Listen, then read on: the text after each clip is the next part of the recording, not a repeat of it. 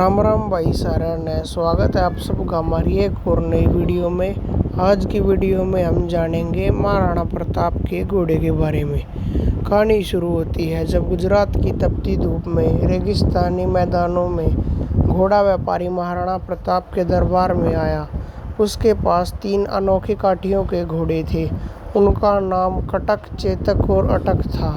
व्यापारी ने घोड़ों पर गर्व करते हुए कहा, महाराज, ये घोड़े अद्भुत हैं, वफादारी और ताकत में सबसे ऊपर हैं। आपके जैसे वीर के लिए अनमोल साथी बन सकते हैं। महाराणा प्रताप ने शांत होकर कहा, ये तो मैं नहीं मानूंगा जब तक खुद ना देख लूं। दिखाओ ये घोड़े वफादार और ताकतवर कैसे हैं। व्यापारी ने मुस्कुराते हुए अटक को चुना। उसके पैर मोटी रस्सी से बांध दिए ताकि वो हिल भी ना सके और कुछ दूर जाकर अजीब तेज आवाज निकालने लगा। आवाज सुनते ही अटक की आंखों में ज्वाला जल उठी। उसे लगा कि जैसे उसका मालिक संकट में हो।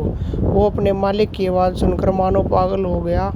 उसने पूरी ताकत से रस्सियों को तोड़ने की कोशिश करी, मगर रस्सियां टूटने की बजाय उसके पैर शरीर से अलग हो गए। पर अटक अपने स्वामी तक पहुंचने का प्रयास करता रहा जब तक उसकी आंख हमेशा के लिए बंद नहीं हो गई। ये सब देखकर महाराणा प्रताप हैरान रह गए। उन्होंने ऐसा घोड़ा अपने पूरे जीवन में नहीं देखा था। महाराणा प्रताप ने व्यापारी से दोनों घोड़ों को खरीद लिया। तभी दरबार में खड़े महाराणा प्रताप के सौतेले भाई शक्ति की नज़र उन दोनों घोड़ों पर टिकी थी। उसके मन में भी घोड़े पालने की एक इच्छा थी। महाराणा प्रताप छोटे भाई की इच्छा देखते हुए अपने भाई को कटक घोड़ा दे दिया और चेतक अपने पास रख लिया। धीरे धीरे चेतक महाराणा प्रताप का सबसे प्रिय साथी बन गया। किसी ने ठीक ही कहा कि तुम शेर के साथ रहोगे तो शेर ही बन जाओगे। चेतक भी उनके साथ रहकर शक्तिमान और महान बन गया। वो महाराणा को पहाड़ों में इस तरह ले जाता मानो हवा से बात कर रहा हो। उसकी चाल में इतनी तेजी थी कि दुश्मन उसे पकड़ ही नहीं पाते थे। महाराणा प्रताप चेतक को अपना पुत्र मानने लगे। चेतक भी महाराणा प्रताप के प्रति अटूट प्रेम दिखाने लगा। समय तेजी से बीतने लगा और फिर आया हल्दी घाटी का युद्ध, जहां मुगल सेना 1 लाख से भी ज़्यादा योद्धा लेकर मैदान में उतरी थी। परंतु महाराणा की सेना केवल 20,000 की थी और इसके साथ मुगल सेना के पास कई भी शक्तिशाली हाथी भी थे जो युद्ध में तबाही मचाने के लिए जाने जाते थे।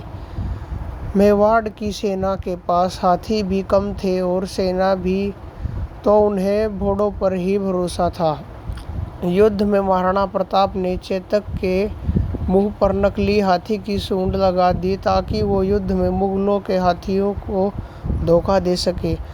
हाथी चेतक को देखकर अपने बच्चे जैसा समझते थे और उस पर हमला नहीं करते थे। ये महाराणा प्रताप की युद्ध नीति थी।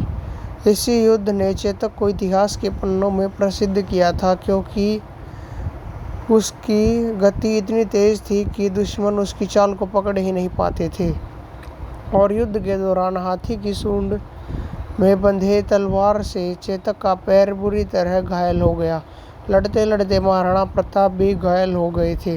तो फिर उन्होंने युद्ध से जाने के बारे में सोची और जंगल से होते हुए चेतक महाराणा प्रताप को दूर ले जा रहा था।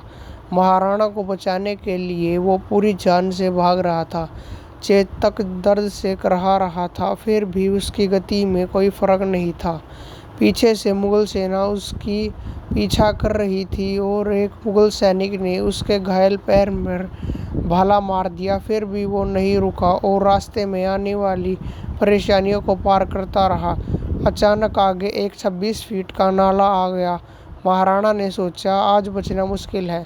तभी चेतक ने अपनी जिंदगी की सबसे बड़ी छलांग लगाई और नाले को पार कर दिया। अपने अंतिम प्राणों का जोर लगा दिया और महाराणा को सुरक्षित उस पार पहुंचा दिया।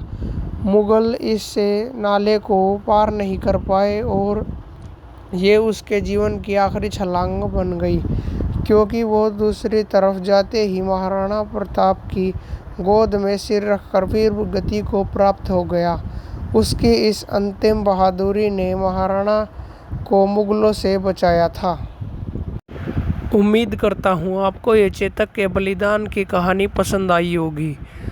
ऐसी ही और कहानियों को देखने के लिए हमारे चैनल को सब्सक्राइब करें और वीडियो को लाइक करें। राम राम जी सभी को।